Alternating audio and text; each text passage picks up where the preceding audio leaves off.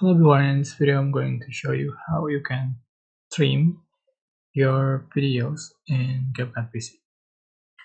So if you want to trim your video, you can select the part of your video that you want to trim and select the split and select until part you like it again and select the clip that you want to remove and select delete.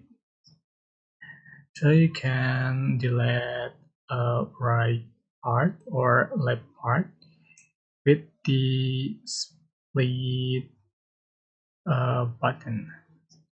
For example, I'm just going to remove or trim the right part.